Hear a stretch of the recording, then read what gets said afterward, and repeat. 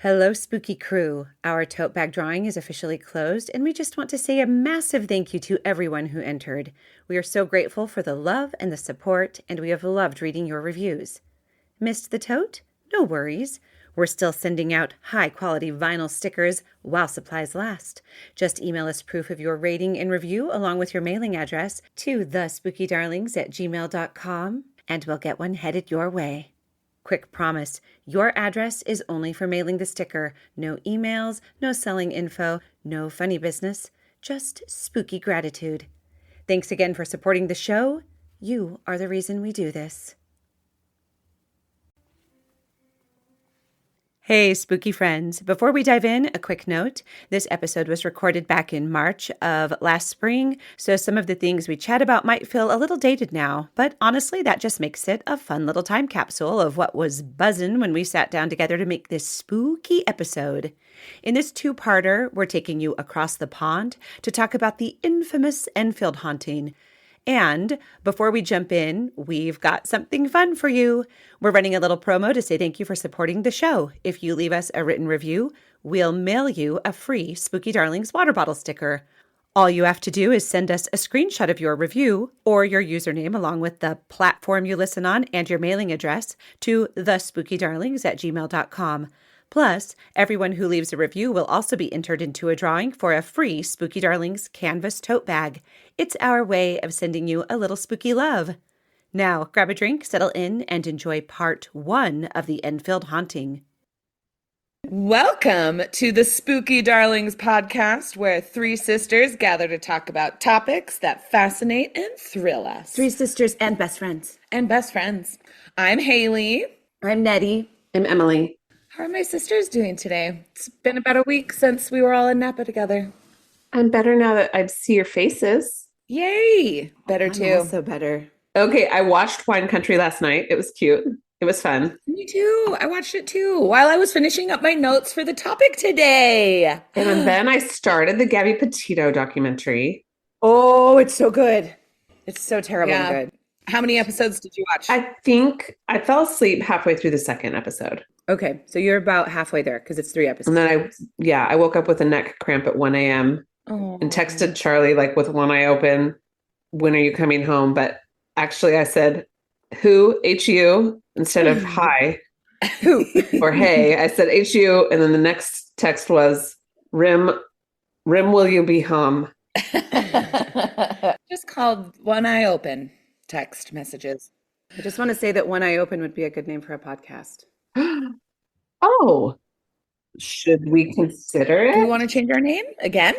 You guys, maybe it's our thing that we just constantly change the name of our podcast. So no one can find us. The One Eye Open. That's already the name of a podcast. Sleep with One Eye Open. It's actually kind of a good idea. Oh, you know what? Call it the Lucille Bluth Blink. Is it already? Someone already stole my idea. Someone pre-stole Find it. Find it out. Oh, me? Oh, okay. Yes, you. So while we're talking about podcast names, should we get to the podcast topic today? Well, I wanted to tell you what I did last night. Okay, tell us what you did. I went out to North Powder where Jocelyn and Ben are staying. And we spent the entire night with me just recounting to Jocelyn the Blake Lively, Justin Baldoni drama, like every detail for hours. And she was just sitting there with her, I'm doing it like it's a cup of coffee, but she was sitting there just with her wine, just being like, oh, and then what happened? And then she's like, see, I knew I didn't have to sign up to TikTok to follow this. I knew you could just update me. And I was so happy. What I did last night was I last minute actually went to my friend's divorce party. Oh, I wondered if you were going. Oh, And because, well, see, I wasn't going to go. Then I forgot to text, hey, I'm tired and overwhelmed. I can't make it. And then at 5:30, I was getting text messages from her friend who was like, hey, are you coming? I forgot to tell you that it starts at 5. I knew it started at 5. She had told me. And She's I doing was that like, parenting thing where she's like, oh, I forgot to tell you how to do your own dishes. I forgot to tell you for the third time to do the dishes. And so then it was like 5:30 and I actually was feeling like quite rejuvenated from like just having the Time to entire day to yourself, myself. And so I just was like, oh, I I can go. And so went to her divorce party. It was so much fun. We did like a seance. You did? Uh-huh. Did a ghost come? We did a couple other games. And then my favorite game was, they called it Hear Me Out. And so you sent like they said 3 to 5 photos of somebody who might not be like a conventional crush. And so my daughter did this party for Valentine's last year. They had a Hear Me Out cake. It was so fun. And so I sent in Pedro Pascal. That's not a Hear Me Out. But he was in shorts, and everybody was just like, yes, we're all on board. Next. Oh, okay. Several people had ones that were like that. It was just like, no, we all agree. This one's great. And then I did Pedro Pascal, and then I did, I can't quite remember the others, but the favorite of the night was I sent in Rasputin. Now that's a proper Hear Me Out. and Michelle, Courtney's friend Michelle, took a video of me of like explaining why he was a good choice, and it was so Rasputin. And I meant to bring up that song and have them play it. And you could have done the dance to it. I should have. But here is me shouting about my love of Rasputin. That's how recent in history this man is. Okay. He was born in poverty. He rose up through the ranks to be in the royal courts of Russia.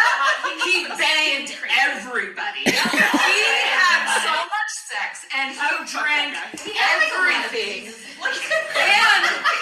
And they tried to poison him, and he was like, I'm just having a good time, you guys. Like, we're all just drinking. And they're like, you've had 2 flagons of wine. How are you not passed out and dead? Because we also put arsenic in it. And that was only part of my rant about it. That is so hilarious. And I was like, and he was best friends with the Tsarina. And Courtney, she was just like, you have to do a drunk history on Rasputin. Drunk history should hire you. The podcast. And they were like, and that was a great little. You're like, I'm pretty sure I got this information from another podcast, so maybe not. Well, and books that I've read. But also, everybody learned a little bit Drunk last history night. podcast. Okay, I will say, I feel like Rasputin, as your third Hear Me Out, like He was my 5th. I can't. erases that Pedro Pascal is not an appropriate Hear Me Out because he's a obvious crush. Yeah. You can't include Pedro Pascal or Keanu Reeves on a Hear Me Out cake because you don't have to explain it. You're like, no, we get it. They're good people. But Rasputin, you do have to include. Like, if you had a crush on like a cartoon. You have to have a full rant. I did a 5-minute Hear Me Out, and I persuaded some people to my side.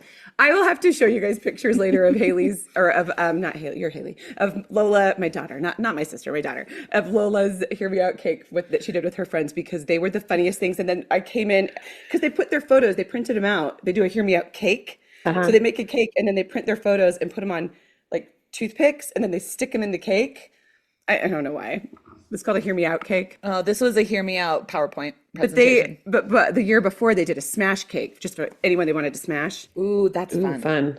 And then the next year it was Hear Me Out cake. We had to justify your crush, which I thought was funny. Okay, I did Pedro Pascal. Oh, and then I did Alan Rickman. I thought I would have to explain that one more. Everybody was on board. I'm on board too. And then I did Henry Zabrowski from Last Podcast on the Left. So he is a 5'5" dude. He is a big supporter of just like dudes. If you are if you're short and you're having, or anything, if you're having a hard time finding a love interest, you got to look at yourself. You got to get a sense of humor. You got to get a better personality. And I think that attitude is great. Also, that height would be perfect to just walk up to you in motorboat. Doesn't have to bend over. Yeah. And every woman loves to be motorboated. Yeah. And then the last one was Rasputin. So who would your Hear Me Out be, Emmy? It can be an old one. Oh. And look at that photo of Rasputin. It's pretty cool. He's like walking across the street, cigarette in his mouth. Yeah, he was kind of cool. Oh, I yeah. wonder who he is like reincarnated as. If you believe in reincarnation, Well- if it's true, like I wonder if there are other just like super chill but slightly evil dudes that are kind of intriguing that Rasputin's been several times. Probably a bat. No, a person, a vampire, a bat person, Mothman. Nailed it. Oh, maybe you would put Mothman on a hear me out cake. Oh, he's so elusive and mysterious. And just screaming. Wait, so you were doing a cake too, or was it just a It was a game. game? No cakes. This was just a PowerPoint. We sent photos to Courtney's friend who like set it all up. Okay. And That's it was really pretty fun. It was pretty That's a fun. really fun Yeah. idea. Everybody, like some people did cartoon characters. Like Oh, there fun. was the man from Mulan. He was one. Gary Oldman. But yeah, I will say mine had the biggest reaction. Of course it did. Rasputin, hear me out. Well, speaking of crazy stories, should we get to the topic today? Oh, yes. So today is a very spooky topic. It is the Enfield Poltergeist. So I'm excited. Poltergeist, Help me out geographically, though. Where's Enfield? London. England. London, England. I think it's in one of the East End boroughs of London. Got it. And so like it's a poorer community, more poverty. So poltergeist is a German word made from the words poltern, meaning to make sound or rumble, and geist, meaning ghost or spirit. So the word literally translates to noisy ghost. Or Rumble Ghost, Rumble ghost. Oh, here. which I like better. Hey, also another really good name for a podcast. Rumble Ghost. Rumble ghost. Rumble Ghost? Yeah. So my sources today, so the main ones are This House is Haunted by Guy Playfair, The Enfield Poltergeist on Apple TV, and Wikipedia. And then my other sources will be in our show notes. So I am sure many people have seen the 2016 movie, The Conjuring 2. And I'm about to talk about the events that inspired that movie. And I just really have to say it's a shame they didn't try and depict the real events, because what actually happened is far more interesting than what the movie made up, and highlights Ed and Lorraine Warren and their involvement, when in reality, Ed and Lorraine Warren weren't there for more than an afternoon. That's nuts. I think And- it's just because they were such a big name at the time. It was like, how can we get people to buy into this? Well, and they just needed a second movie to The Conjuring. And so they were there for maybe an afternoon. And this is a case that took place over 18 months of investigation. And so Ed and Lorraine Warren showed up for an afternoon and then started talking to Guy Playfair and Maurice Grosse, who were the investigators of this case, and to talk to them about how much money they could make. And so just really, it was like came over, walked around, gave a business pitch. And Maurice and Guy Playfair, they were not in this for any money. They wanted answers and they wanted to bring science. If you heard a little rumble, that was It was a Freddie. Rumble Ghost. Rumble Ghost, who we call Nettie's dog. I wonder Freddie. how they were not on like in the real Conjuring House story. I don't think they were there very much either. I haven't really looked into Well, that when one. I went to the Two Girls One Ghost live show last year in Portland, it was like Ed and Lorraine Warren were there, but they weren't. It was the same thing. It was like they weren't as prevalent. Which, by the Yeah. way, did you guys know that the Conjuring House is now closed? You can't go and stay there anymore. I heard about that. It's so sad. I heard about it from you because you wanted to stay there with me. I did. And Nettie and Haley, I mean. All three of us. I wanted to. So, Ed and Lorraine Warren in the paranormal community, they're kind of a controversial subject because it kind of seems like they maybe weren't good people, especially Ed. So that's another topic for another time. And Guy Playfair was very invested in keeping the anonymity of the people involved in this case. And so in his book, This House is Haunted, he changed the last name of the family, and he also changed names of the neighbors, people kind of surrounding this whole thing, like to give the family at least some sense of maybe privacy, even though this was also very public. It was being published in the Daily Mirror paper, all the time. And I just want to point out he would have said privacy because he's English instead of Yes. privacy. Yeah. And so the good guy is named Playfair and the bad guy is named Ed. And Lorraine Warren. Ed Warren. No, the Warrens, just seriously an afternoon for a few hours.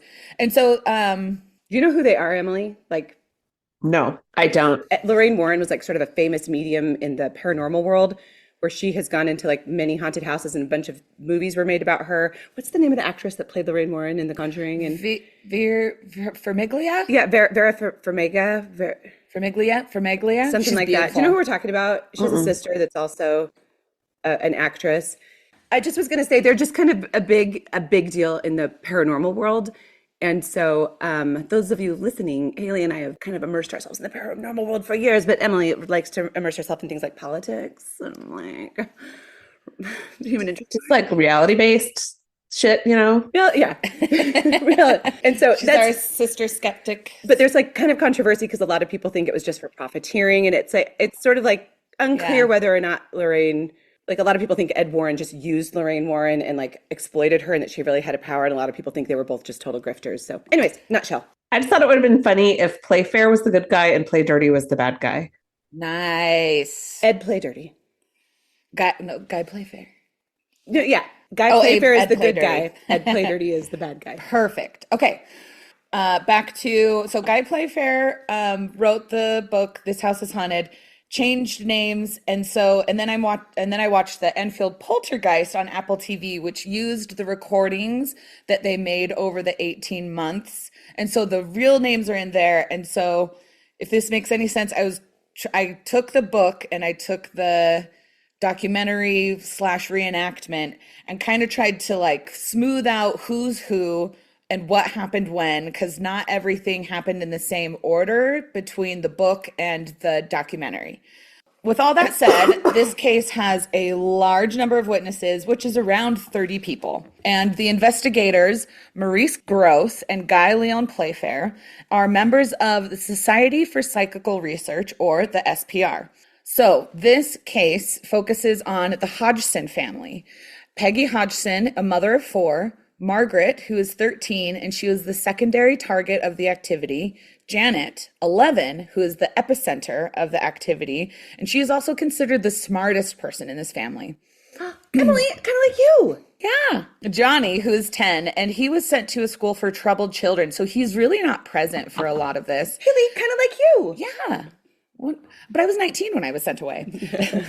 And just kidding, she was never sent away. And like nothing more is really said about that. And Billy is 7. He doesn't speak much, but he also has a speech impediment. And so the boys aren't really mentioned a ton. So their father, he had recently left the family, but insisted on stopping by with his new and younger wife to drop off the child support checks every month. Charming. And the children would say they were scared of their father when the Peggy and their father were still together. They were scared of him. He was not a nice man. So with all of that, the events of the Poltergeist haunting begin on August 30th of 1977. So the kids have been complaining about their beds shaking. Peggy ignored it. She works hard. She's like, it's a 1970s London. It's tough. They're living in poverty. They're in the, what's that housing? Oh gosh. I know what you mean. I don't know what they call it. But Government housing. Yeah, government housing. And the kids are calling her into their rooms again and again. And she goes to the kids and they're like, we're hearing a shuffling noise, like dragging feet. And then Peggy also hears it. And so then while Peggy is like talking to her kids about this, they hear 4 loud knocks and they cannot figure out where it's coming from. And then the dresser slides across the floor 1.5 feet. Peggy pushes the dresser back into place and it happens 2 more times. And then the third time. 3 times? Mm-hmm. That's the spooky number. Yep. The dresser slides a 3rd time and Peggy cannot move the dresser that she has previously moved twice. So Peggy's feeling scared. She goes to her neighbor who comes over, and the neighbor, as they're walking around the house trying to figure out what's going on, they're hearing these 3 knocks. They go upstairs, 3 more knocks. 3 sisters. 3 sisters. And so as he's downstairs, as he goes upstairs, as he goes into different rooms. And so they don't know what to do. And so they call the police. And the police come to her home at 284 Green Street, Enfield, London. Let's go there. And so Peggy tells the police officers that she's witnessing furniture moving around and the knocking on the walls. And so the police, 2 police constables, they begin to investigate. One police officer is checking the plumbing, thinking that it's probably just sounds from old plumbing happening. And the other officer is with the family in the living room when they see a chair wobble side to side and then it slides 4 feet across the room. And the officer who witnesses this tries to get the chair to do it again. They try to even get something as small as a marble to roll across this floor. Nothing. Checking for wires, all of that stuff. And so this officer who witnessed this, she put in an official report about this. You can find it. And she was made fun of. It brought her a lot of negative attention, but her story never changed. She never doubled back on it. You can see a interview with her that Maurice Grosse does asking her about it. And she just is very straightforward. She's a serious person and she takes her job seriously. Can I tell you though, my current house, when we first moved in, had this thing where if you flushed the toilet in the master bathroom, it would go like that. And you could hear it across the whole house. And Jordan and I would joke that it was like, there she blows. That's so funny. And then when our pipe burst and they fixed the pipes above it, it went away. Which I think means there was a ghost trapped in there and they let it out. The only explanation is that they exorcised the ghost when they fixed the pipes. Probably. Instead of moaning Myrtle, it was groaning Myrtle. Yeah. Oh, yes. Groaning turd. Oh, get it? Turd. Nailed it. Oh, yeah. Yeah, but that makes it less of an obvious Harry Potter reference, but I liked it. So the officers are like, well, nothing illegal is happening. So there was nothing that the police could do. There was no one found to be harassing this family, and being haunted is not illegal. So the police left, and the next day, Peggy was dealing with her son's marbles flying through the air. And Peggy's father comes over to kind of take a look at things, figuring out what's going on. And he would pick up the marbles after they had been shooting through the air and they felt hot to the touch. Wait, did he come with his new young girlfriend? No, Peggy's father, not Peggy's ex-husband. Not Peggy's ex-husband. It's funny though. This is what I think is curious about the marbles, because I thought this when you were saying the chair moved across the floor and then the police officers tried to recreate it by seeing if even a marble would move. And I bet the ghost was like, no, I'm not going to move it. Could, but I'm not going to. But then the next day when all the cops are gone, the ghost is like, ha, here we go. Marble time. Marble time. He's like, did you lose your marbles? Should I add marbles to my ghost hunting kit? Yes, you should. Yes, you should. So with the police not being able to help them, Peggy calls the Daily Mirror. And she was thinking maybe the Daily Mirror could have a contact for her to reach out to. The Daily Mirror is the newspaper? The newspaper. Okay. Mm-hmm. Or maybe someone at the Daily Mirror could help. Or maybe somebody would read an article or an ad and be like, oh, I can help this family. So the Daily Mirror sent out a reporter, Douglas Bentz, and a photographer, Graham Morris. And Graham Morris would actually become heavily involved with this case. And at first, when they're at the house, nothing happened. Okay. They have tea with Peggy and her neighbor.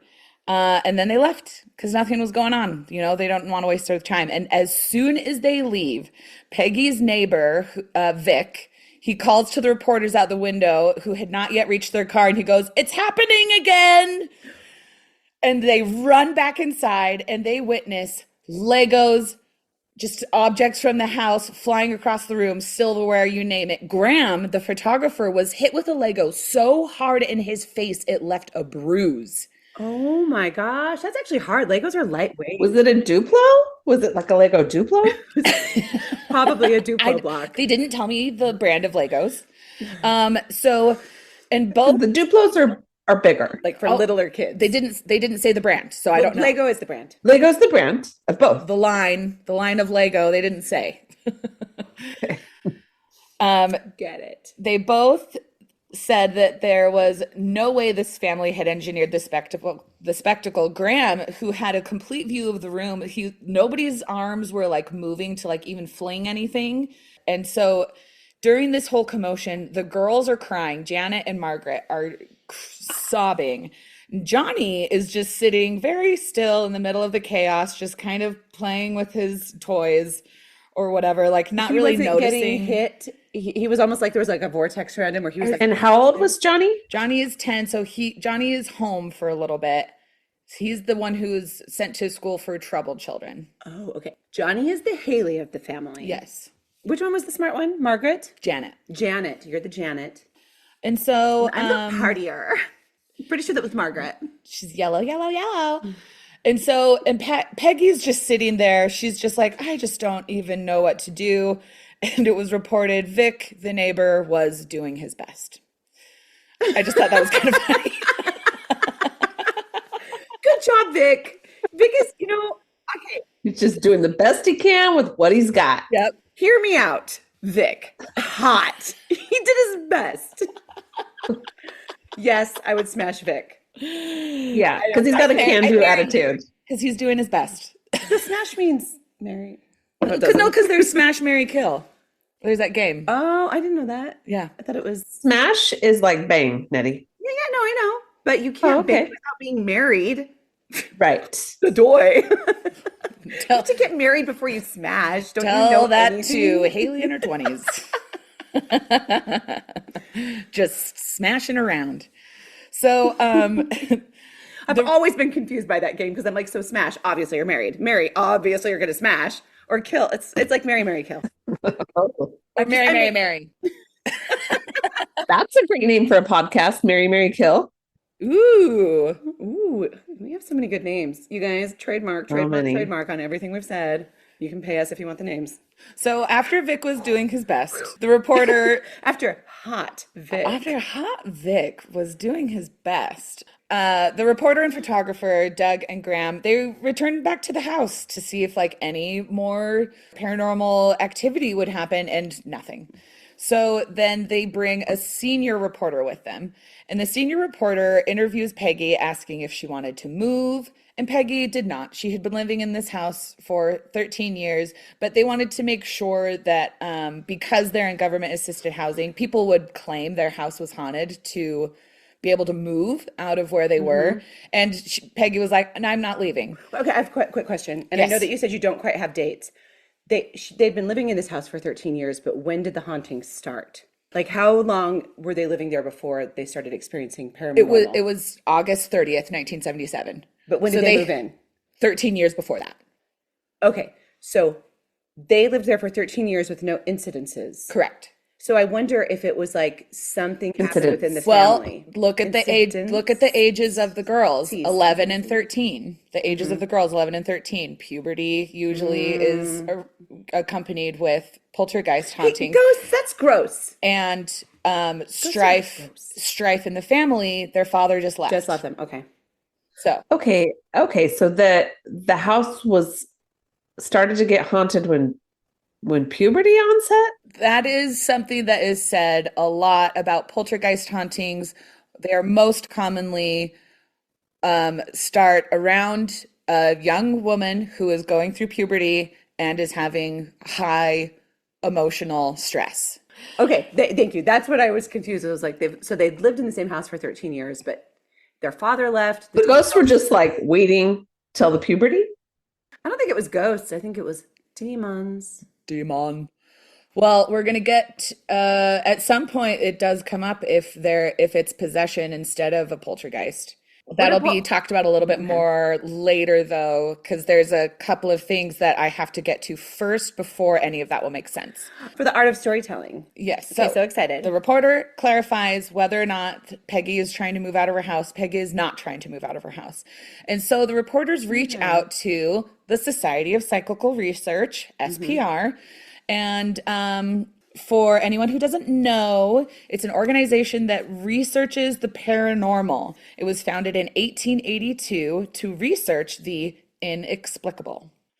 Maurice Gross and Guy Lyon Playfair are investigators from the SPR, and they would spend the next 18 months recording and taking photos day and night, setting up recordings everywhere in the house, spending almost all of their time at this home that they like become part of the family, pretty much. They really... That sounds so stressful to me to have somebody moving into my house.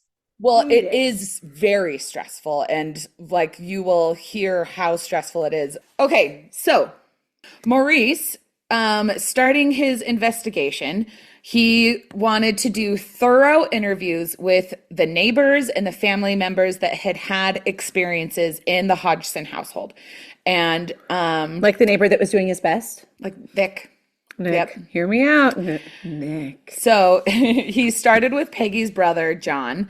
And John was a very respectable man. And his son, Paul, had also had experiences in the Hodgson household.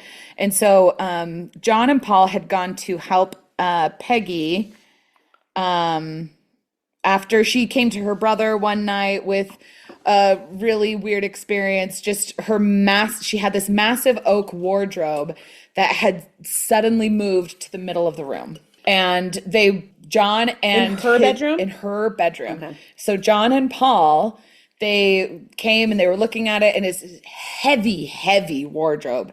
And they both were just like, there's no way Peggy could have moved this. There's no way any of the children could have moved this. And it just really, they both just left feeling so weird. And what they said was they felt very uneasy about the events in Peggy's house. Hi, Freddie. Freddie is my sister's dog. It's so stinky. And so Maurice moved on to interviewing the neighbors, Vic and Peggy Nottingham. And both... Now that's an English name if ever I did hear one. If ever you heard one. Were they of royal blood? The Nottinghams? I don't think so. So both of these neighbors and the husband and wife, they had heard strange knocks. And Vic talked about the time he went over to investigate Peggy's house, and the knocks followed him around the house, and it was 3 knocks. And up the stairs, into Peggy's bedroom. And Vic and his wife took Peggy and her children that night, and they just were like, you're going to stay at our house tonight. Something weird is going on in your house. And that is also the night the police witnessed the chair that wobbled and slide 4 feet. Maurice interviewed that officer, and so she confirmed the story. She was a person who, by far, she is not a prankster, and that is what you want in a police officer. You don't want a police officer who's going to hear me out. Like, listen, like, hey, drugs in your pocket. I think I'd enjoy a prankster police officer. Oh, like hey, meth in your pocket. Now you go to jail. Not that kind of pranks. More like it's like these are clown handcuffs. The kind where they're like, here, let me read you your rights, and they pull out a very long scarf after scarf out of their sleeve. Where do I keep the Miranda rights? Or really, were you saying a really long scroll? Okay, so this officer, back on track. This officer's not a prankster. She's not a prankster. She's very serious. Darn it, not my dream. So, and then Maurice interviews Graham Morris, the photographer who got that bruise, and from the Lego. Unknown if it's a Duplo. I can't say. And Doug Bentz, the reporter. So he interviewed them separately. Their stories matched about the girls screaming, now this says little Billy. Billy and Johnny, they're the brothers. So it was Billy or Johnny who was sitting quietly, and Graham leaving with a bruise from the Lego. One of them's 10, one of them's 7. Yes. But we're not, it's unsure which one it was. Well, it said that Johnny was away at boarding school. I wonder if maybe I confused that. Okay. So I think it was Billy, the 7-year-old. Okay. With the Daily Mirror covering the story, there was a new story about the house on Green Street every other week or so. And as the story got more attention, there were news station interviews, and London kind of grabbed this story and could not get enough. So at this point, Maurice is staying most nights at the Hodgson home with all good intentions. I'm gonna say I did Google, was Maurice a pervert? He's not. Crazy old Maurice. I knew he wasn't. And Janet and Margaret, both as adult women, are just like, he was a wonderful man. So okay, I'm sorry I called him crazy old Maurice. He's not. you can say He's you call him more wonderful old Maurice. He's more something. Sorry, I called him Maurice. I was about to say. But I was about to say. So Maurice is staying most nights at the Hodgson home. He's recording to try and catch anything that happens. If he does like hear an odd noise or anything, he's double checking that the kids are asleep. And he's double checking that the kids are asleep by opening their eyes, checking to see if their limbs are limp. He's not a creep, but he did go take a sleeping child and pry their eyes open. It's like, I was asleep, Maurice, until you opened my eyes. That sounds so uncomfortable. To have your eyes pried open while you're sleeping. And then to check if your limbs are limp. I just have to say, they get more intrusive. Okay. Okay. I can't wait. What? Okay. That's why you Googled, is Maurice a pervert? He's not. All right. He's not. For the sake of storytelling, we'll find out soon. TBC. To be continued. We shall find out soon. And the continuation is now. He checks to see if their limbs are limp. So like lifting their arms to see if they just fall back down. And I did put, he has a good reputation. Everyone loved him. No reports of anyone feeling uncomfortable with him. I am already uncomfortable with him. I just want to say this is the first report, apparently. I'm uncomfortable. Crazy old Maurice. We're back to crazy old Maurice. So with all of this happening, reporters start to kind of like trickle in. One of the first ones is Roz Morris. She is a reporter for the BBC, and she was sent to cover the story. And Roz recorded her investigation. She also stayed for the night with Maurice, and she interviewed Maurice while they waited for any activity to happen. Roz also had a recorder going under the girls' beds. After a while, they hear a loud thunk. So they go to investigate in the girls' room, and they see that a chair that had previously been upright had turned 180 degrees and had been knocked over. So once Maurice and Roz are satisfied that the girls are still asleep, meaning opening their eyelids and checking their limbs. Hold on, just double check. Hey, girls, are you awake? I was asleep. That's what I would be like. Also nudging their heads. They leave the room. Peaceful. So they go to leave the room and they hear the chair move. They turn around to look, and the chair had moved a few feet closer to the door, and the girls were still snug in their beds. Oh, scary. Roz, the BBC reporter, so scary. She did not think that it was the girls. There was no noise to indicate that Janet or Margaret had gotten out of bed and shoved the chair. And Maurice takes meticulous notes. He's filling notebook after notebook, getting information on this case. And so all this while, there are marbles that seem to appear from nowhere, dropping on the floor, flying through the air, heavy dressers moving on their own. Oh, and the marbles are still hot to the touch after they seem to appear from nowhere or like flying through the air from nowhere.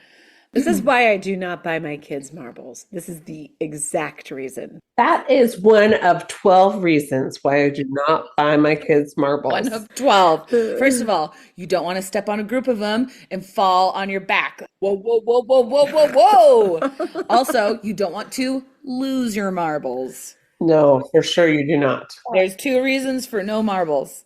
You don't want to mistake them for a grape. Are we going to go all the way to 12? Let's skip it. I don't actually have 12. Got it. Listen, I loved that number. Listeners, if you have more reasons why we don't buy marbles, write them in at thespookydarlings@gmail.com. So, gracias. You're welcome. So Maurice came to two possible explanations. One, the mind is capable of more than we know it to be. Two, poltergeist. That's the one I think. Me too. So Maurice is at a meeting with the SPR, and the topic is poltergeist. So once the presenter had finished at the end of their presentation, they had a Q&A, and Maurice stood up and talked about what he was dealing with and said that if anybody was willing, he would appreciate help. That is when Guy Lyon Playfair raises his hand. Guy Lyon Playfair, the best name I've ever heard. And a few weeks later, he would join Maurice after he went on holiday. First, get your holiday out of the way, Guy Leon. I'm interested, but I'm about to leave on holiday. Because I just finished an investigation, thank you. I'm going to Ibiza. So Maurice... So it didn't say where Guy Lyon Playfair went on holiday? Guy did not think that information was pertinent to the case. We'll call him. Guy Lyon, if you're listening, please write in. So Maurice, who was already convinced of the poltergeist, brought Guy in. And of course, Guy was skeptical at first. I'm going to say his name a lot. Guy. Maurice showed him what how he had the setup with the recordings. And Graham Morris, I think I forgot to say this. Graham had set up a system with photographing cameras where he had a remote. Cameras that photographed? Yeah, not video. Oh, I see what you mean. You were differentiating. I just thought it was funny that you were like, photographing cameras, cameras that photograph. They're not taking video. They're taking photographs. It was a valid way to say it. I'm sorry. It's a different time. Okay. It was a different time. Video cameras were out of the SPR's budget. We're taking still shots, baby. There's no video. So 3 to 4 photographic cameras set up, and he had a remote. Still shot. Yeah, with a cord down. So he had a remote where he could just press the button and it would take photos. Yeah. Of where the activity was happening. Oh my gosh, so in a different room. He was in the living room. He didn't have a video. He just could hear something and then he would click the button. Yes, and take photographs of the girls. Yes. That's crazy. So he could take photos at any time. And they were staying up most of the nights. And they would take shifts, one person taking a nap while one person manned the photograph device and listening to the recordings. So it's kind of like any new person coming into this situation, the activity will die down. And so at first with Guy around, not a lot of activity was happening. And then not long after his arrival, the marbles started again and flying through the air, seemingly dropping from nowhere. He's witnessing doors open and close on their own, and cold air from an unknown source. So one night, the girls start screaming. Ghost farts. Ghost farts. Yes, that is absolutely what we should call cold spots. In paranormal science, the cold spots one feel is a fart from a ghost. Fart from a ghost. So one night the girls start screaming for Mr. Gross, and the men enter the room to Janet on the floor with a curtain around her neck and Margaret screaming, trying to yank it off her. And Janet said she was thrown from the bed and the curtains seemed to wrap around her neck and they began to squeeze. And in this recording, you can hear Peggy, their mother, ordering the spirit or poltergeist to leave her children alone and leave the curtains alone. So this is a bona fide audio recording. You can hear it. What? Yes.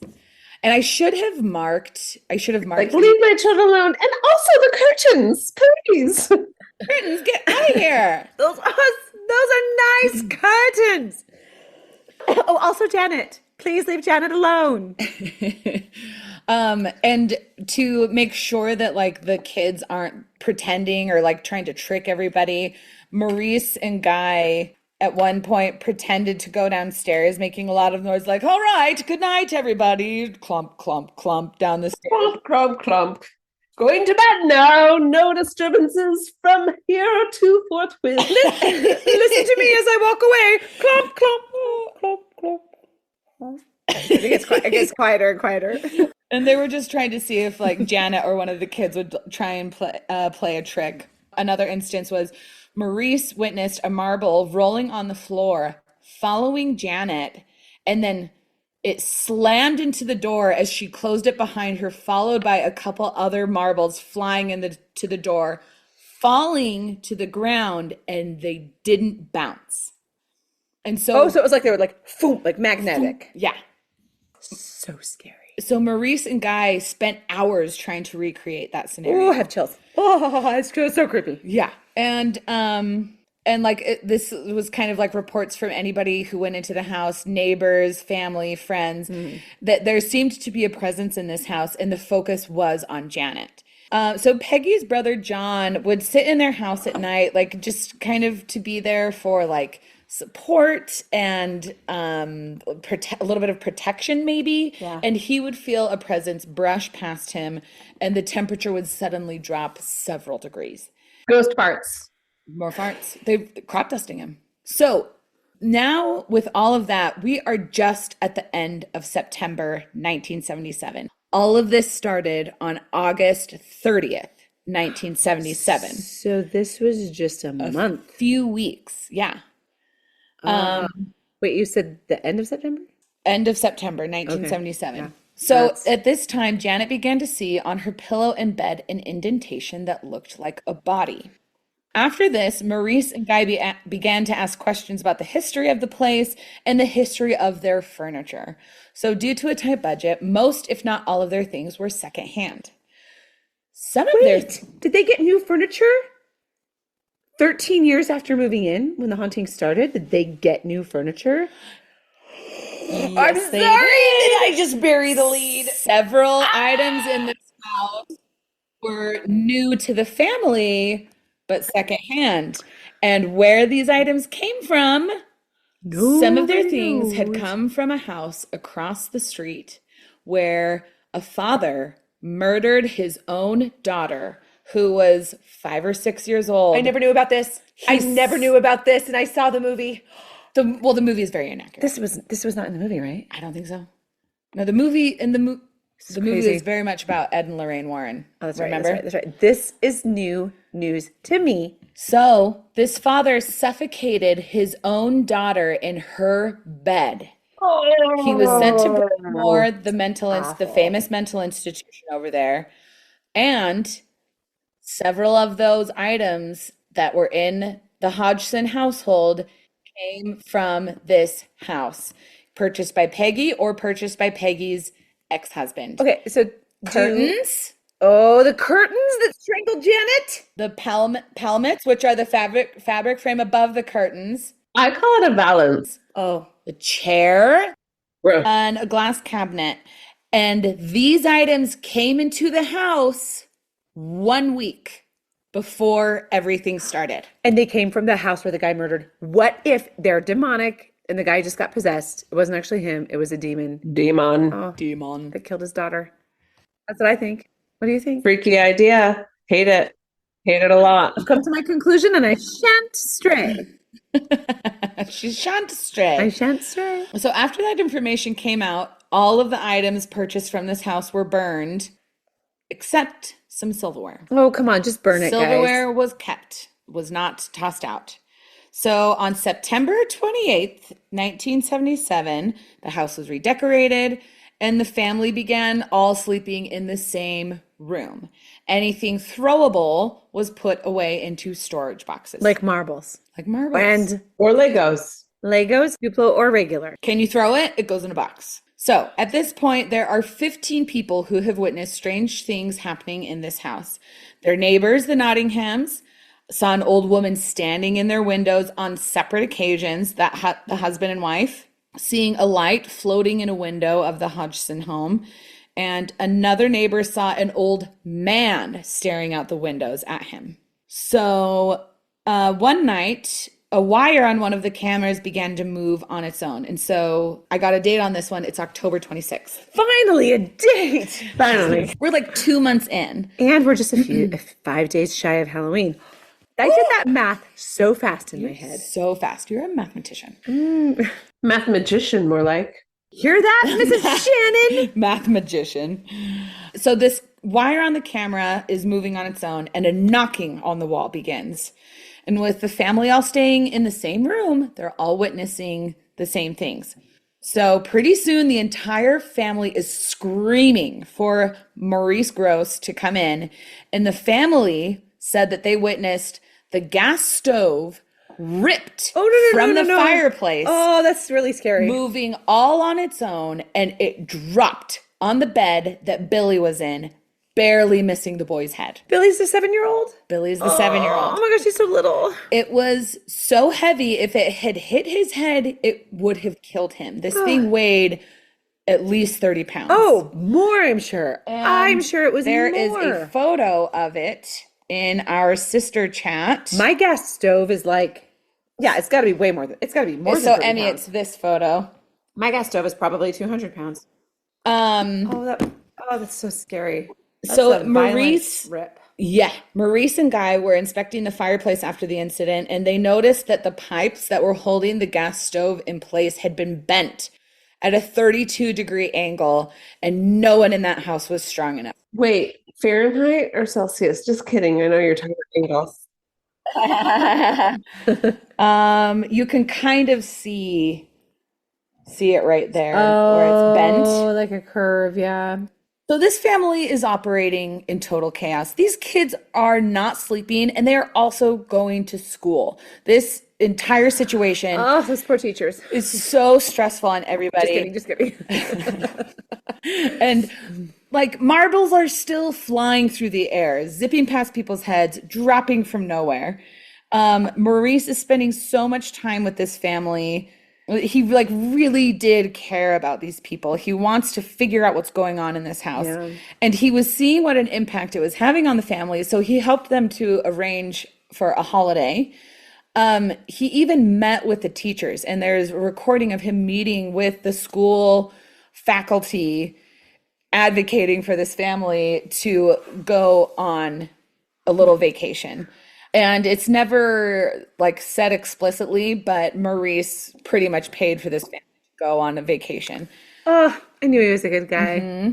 So in this interview, you hear these teachers talking about these students, and the school was noticing that the kids were tired.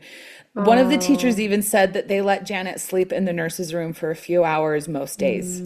Good. I mean, when I was working, in the schools, like there's kids that you just knew weren't getting any sleep at night, and they'd come in, and I'm just like, let them sleep. Let them. If they're tired enough to fall asleep in class, let them sleep. It's more important than anything else going on. Could be a poltergeist in their house. It could be a poltergeist. Poltergeist, best case scenario. It's either an abusive parent or a neglectful parent, which is abuse, or a parent that just like doesn't tell them to go to bed. And yeah. Anyway, back to it. The family heads to Clacton-on-Sea in Essex, where they manage to get some rest. They're hanging out on the beach, and it's not warm. It's kind of like the Pacific Northwest coast, It's not warm, but like just being near the water, I feel like can just be so rejuvenating for people. It's totally healing. It's amazing how magical it is. Yeah, and they get away from the poltergeist activity. Why do you think I'm drinking this? It rejuvenates me, and it does have water in it. There's water in it. Yeah. Grapes. So, while the family is away, their neighbors, the Nottinghams, report still hearing knocks, even though no one was in the Hodgson home. What? So the Hodgson family comes back. They're feeling refreshed. The family starts to settle in for the night. We're on November 5th. The knocking starts, and in different rhythms. So like kind of like that type of a thing. Maybe that came over the microphone. Wasn't that very specifically the rhythm to one of the dance fight scenes in West Side Story? You just went da da da da da da. Ooh. It was like stuck in my subconscious. Subconscious. But I don't know. So Maurice starts to knock back. And then he tells the presents. Maurice, why? No. Why you do it, Maurice? Why, Maurice? So he's telling the presents to knock 1 for no, 2 for yes. And did the president say, like, no, motherfucker, I knocked 3 times? It does knock 3 times. No, it did? Yes. Here, I've got the transcript. Hold on. Okay. So Maurice begins to communicate with the entity. Okay. Maurice says, "Why are you here? Do you want to give me a special message?"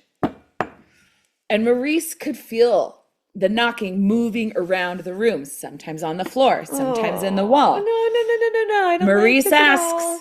"Did you die in this house?" That's yes.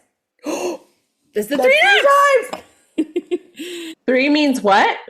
He never clarified anything for 3. Nettie just said, she was like, and then did it knock 3 times? And so now it knocked 3 times. Yeah. Okay.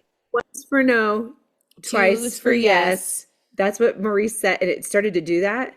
But then when Maurice asked, "Did you die in this house?" I knocked 3 times.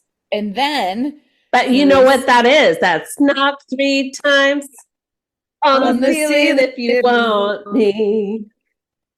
Boo-doo, twice on the pipe, ting, ting, if the answer is no. I love you, oh baby. Bump, means you'll meet me in the hallway. Okay, so that's what it is. Bump, meant he'll meet him in the hallway, right? Twice on the pipe. You ain't gonna show.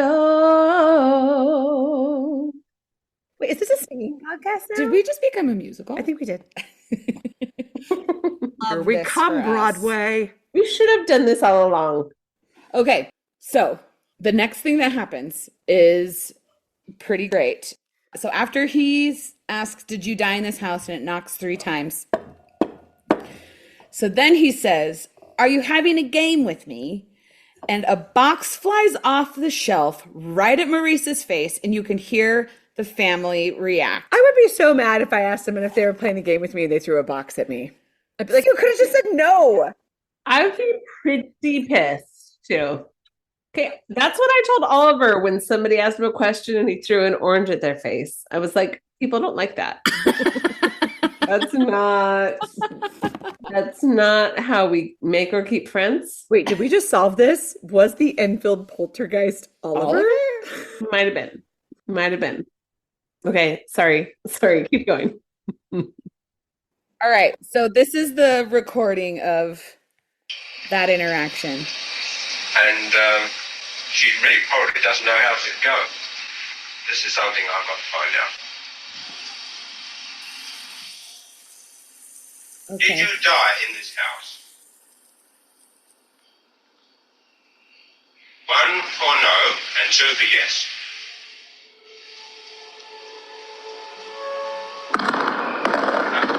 Okay, those are fireworks. I forgot what holiday it Was is. that 3? So that was 3 knocks. Are you having a game with me? Oh, right. As I asked the question, are you having a game with me? It threw the cardboard box right at my face. Yikes. Oh.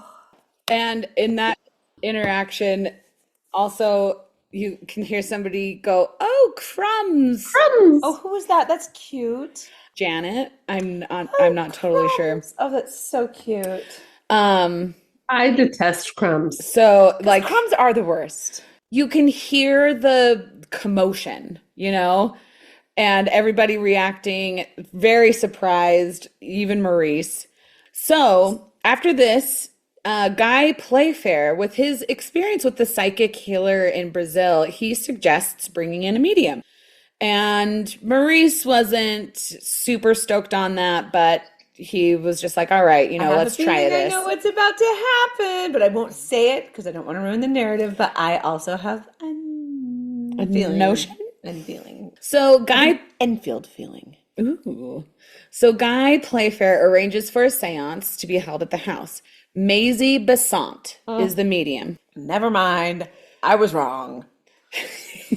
I'll let you know when I'm right. I'll let you know when the people I was thinking of come in. The Warrens. a random couple who I thought of. May or may not be the Warrens. And her husband, Edwin Butler. And the Hodgson family was there for it. Would you say the name again since I distracted from that it was the Warrens? Oh, you're fine. Was Maisie Besant and Edwin Butler, her husband. Maisie is the medium.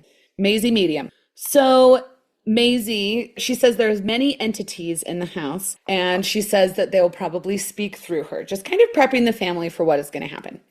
So she goes into a trance and she begins to laugh maniacally. Like when you hear the recording, it is really creepy. Is it like creepier than the Muppets when they're going maniacal laugh? Maniacal laugh. Nothing is creepier than that. So Maisie, then she starts saying, Gozer, Gozer, help me. Do you guys remember Gozer? I remember Zozo. From Who's Gozer? Ghostbusters. Like Gonzo? Gozer. Gonzo is from the documentary Ghostbusters. Fear and Loathing in Las Vegas. Gonzo is Fear and Loathing in Las Vegas. Gonzo is from Sesame Street? Gonzo is from the Muppets. Okay. Gozer is from Ghostbusters. And Dr. Gonzo is from Fear and Loathing in Las Vegas. And Zozo is a demon. Okay, so in Ghostbusters, what did they say? Gozer. And Dan Aykroyd, from this case, put Gozer into the Ghostbusters as the demon in there because he wanted some legitimacy with the Ghostbusters movie. He took it from this case. Yeah, Dan Aykroyd is a huge ghost and alien investigator. That's right, he is. He's a big paranormal fan. He even had an experience with the Men in Black. I don't know about this. And also, question: did he get writing credit? Did he get any writing credit for the Men in Black? Was he one of the writers? Yeah, I think so. I don't know, but I actually think it would be super fun to do a Ghostbusters podcast. Remember we just talked about like the making and the cast. Oh yeah. Get into it, and then we will become Ghostbusters, which is the dream. We'll make another remake with women that everyone will love. For women, by women. For women, but it's 3 women, but it's by women.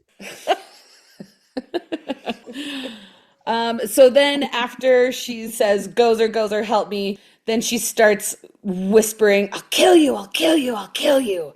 And so once Maisie comes out of the trance, she starts to say that it is going to be a war to get the entity that is haunting this house out. And she points to Janet and says it is centered on her, and Janet needs help. And at this point, Janet is 12. She is just a little girl. Poor Janet. The couple said that Janet needed an aura healing, and so they did a little ritual. And after this, the activity calmed down, but only for a short period of time. And so more events that happened are Janet just was sitting in a chair. Actually, I believe this was at her birthday party. She was sitting in a chair. 13th birthday? 12th birthday. Because when this all started, she was 11, and then her birthday is in November, and so she turned 12. Got it. She was sitting in a chair, and she was thrown 8 feet. And another event, Maurice just finding Janet under her bed completely limp. Oh, it's scary. After this event, Janet and her mattress were found just dumped on the floor. Janet is starting to see apparitions of old men in her room. One man was sitting in a chair by her bed, and when she woke up and saw him, he put his hand over her nose and mouth and started to suffocate her. Oh, get off her. Don't do that. Oh. Don't do that, old man. Yeah. One of the old men she saw was the father of her neighbor, Vic Nottingham. What was that, the kid that was killed? No, Vic was the other neighbor who was doing his best. The neighbor was doing his best. Oh, Vic was doing his best. I thought his name was Nick. But Vic was doing his best, but then it wasn't the neighbor across the street that had killed his family that they bought the furniture from. No. That man is in an insane asylum. That guy was not doing his best. Not doing his best. He was doing his worst. He didn't try his best? Because Vic's father has passed away. He was sitting on her bed and she felt comforted and protected. Oh. Yeah, Vic and his father are good men. Vic was doing his best, and his father's ghost was doing his best. Yeah. Vic. Good job, Vic. So trying to get answers, Janet is sent to a hypnotist, and it takes a while for him to gain her trust. Like Janet has for months has just been under this like close scrutiny of a microscope on her of these like men who are just peppering her with questions all the time, and like everybody's trying to help, but actually they might be hurting without meaning to. So it takes a while for this hypnotist to get Janet's trust, understandably. His name is Dr. Fletcher. This little interview here, I think has been taken out of context and used to point the finger at Janet and her sister Margaret. So I'm going to just read the whole thing. Okay. So, Dr. Fletcher, what's been happening here? Janet, I got slung out of bed. What did you feel? Cold hands round the stomach, arms and legs, different times. How were you lifted? On me back. Who is causing all the trouble? Me and me sister. That's the part that's taken out of context. Who's responsible for the activity? Don't know. Who started it? None of us. What was the cause of all the trouble? An increase in unhappiness. So hopefully that's obvious who's who. You did great. So the part that's taken out of context is when Dr. Fletcher asks who is causing all the trouble, and Janet answers, me and my sister. Yeah. So people were saying they were doing it on purpose, but really, if you read the whole thing, you realize that hauntings are about those girls. Exactly. Somehow they drew the demon or whatever it was, or entities. Yes. And there's more to that interview, but I'll just paraphrase. So Janet went on to say that she and her sister were afraid of their father. They did their best to be gone during their father's visits when he would drop off the money on Saturdays and usually brought his new wife. So had he been, had you heard or read that he had been like abusive before the dissolution of marriage? From what I've gathered, yeah, he was a scary man to these children. And so this divorce was actually probably in the long run a good thing. Best. I don't know. So he leaves. He's abusive. Hauntings start. They're both puberty Going age. through, yeah. I almost wonder if there was like, I don't know. It depends on like what you think, like how you believe in demonology. If there was almost. So did he live in that house for a time with them all? And then shortly after he left, the hauntings began. Yeah, it's where Peggy and her ex-husband started that family. But like, what if he like the abusive part of him? And I'm just theorizing. Like spinning. The abusive part of him, like when he left, was almost left behind. Like, what if it was an attachment almost, and then he left? But also the furniture from that murderous father. Yeah. And the tumultuous just upheaval of this family, and like kids when you're in your like early teens, that's such a vulnerable, tumultuous time, even if you have a stable home. I would agree. So this could be case in point, my kids. Exactly. Stablest home you could ever imagine. Stable. I'm just kidding. Mm-hmm. The loving parents, come on.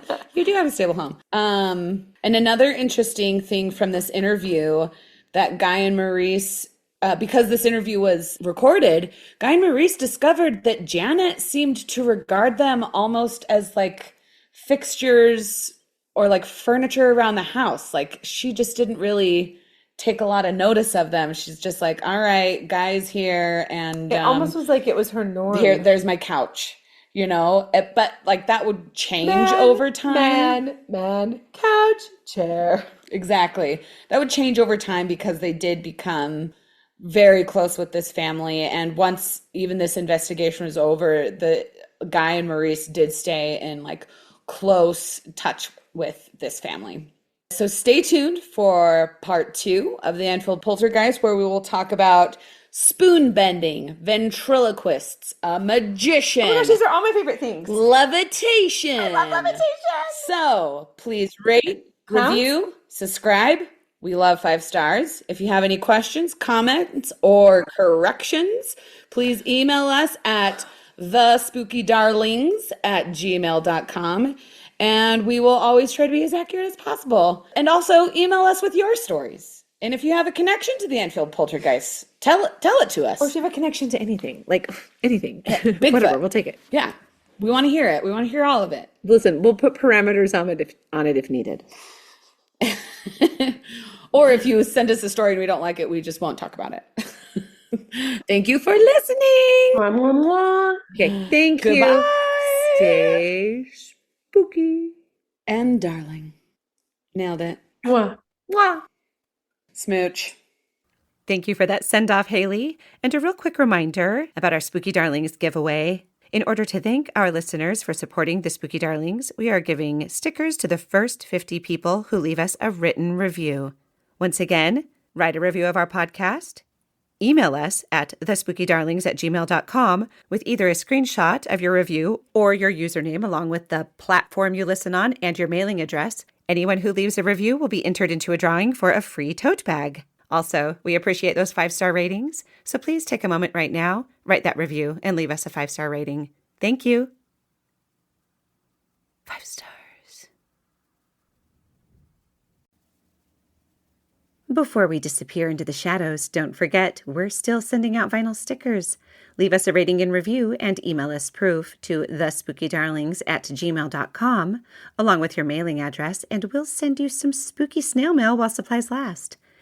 And if your heart is still mourning that tote bag, may we gently tempt your way toward our merch store at thespookydarlings.printful.me.